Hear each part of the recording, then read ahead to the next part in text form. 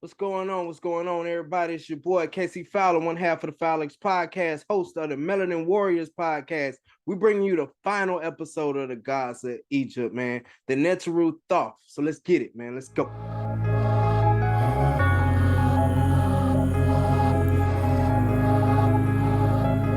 Let's go.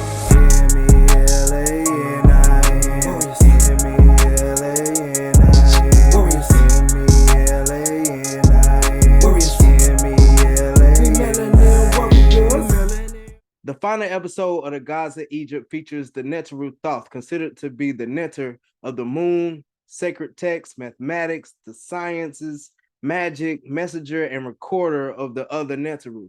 Whew, that's a lot of jobs, y'all. His Egyptian name was Dejuti, which means he who is like the ibis. He is depicted as a ibis or ibis bird or a baboon. One story about this busy netter was he was born from the lips of Ra at the beginning of creation, and he was known as God without a mother, which pretty much means him and Sekhmet are pretty much siblings, huh? Another story says Thoth was self-created at the beginning of time as an ibis or ibis and laid eggs that held all of creation. It was said that through Thoth, writing, inventions of the calendar, controlling space, and time was all created by this Neter.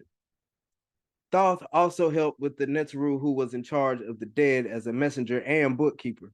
He recorded the verdict of the heart weighing ceremony that determined if the person was able to continue to the afterlife or be reincarnated and try again.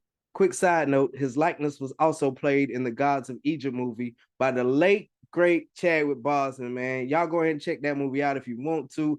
I didn't think it was that great, but the Black Panther is in there. Anyway, so if a person's heart or spirit balanced with Ma'at's feather of truth, they would pass. But if their heart was heavier than the feather, the person did not pass. And Thoth gave guidance to the Neteru also by regulating common everyday complaints by the Neteru and created new laws based on those complaints.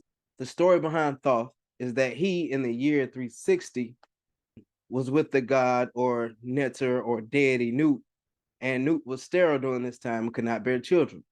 So what Thoth did is he gambled with the moon for 1/72nd of its light, or 5 days. And during these 5 days, Nut and Geb gave birth to Osiris, Set, Isis, and Nephthys.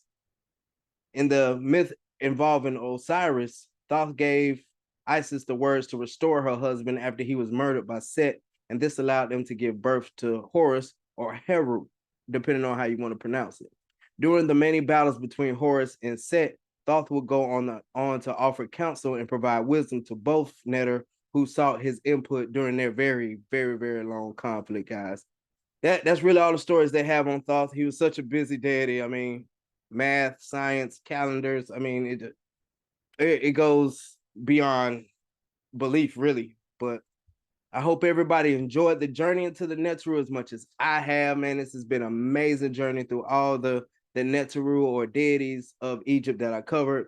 The amazing myths and connections to the universe that has been swayed and altered to make these amazing deities to be villains or even demons in some, religious parts of the world. But the Melanin Wars podcast, man, we ain't going for that.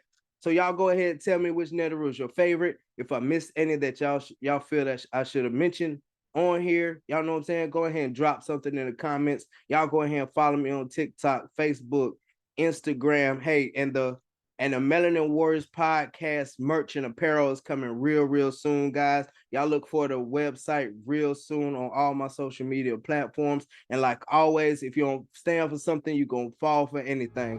Ashe.